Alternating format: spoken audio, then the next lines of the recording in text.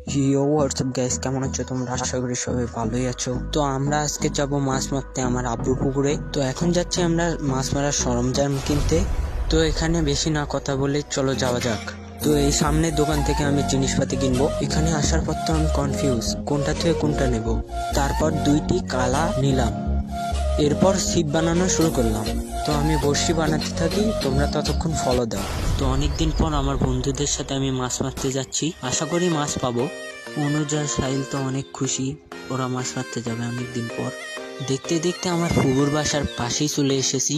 সাহিল তো কনফিউজ আমার আব্বুর পুকুর কথায়। তো আমাদের বিলে অনেকদিন পর এরকম পাখি দেখলাম। এই পাখিগুলো আমাদের নাটোরের বিলেই দেখতে পাবেন। এই পাখিটির নাম অতিথি পাখি, যা দেখতে অনেক সুন্দর।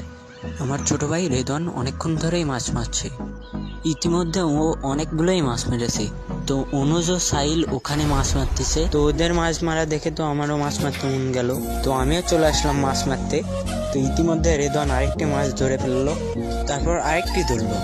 তো অনেক কয়েকটি মাছ হয়ে গেছে ইতিমধ্যে। তো ততক্ষণ তোমরা সিনেমেটিক শট দেখতে থাকো।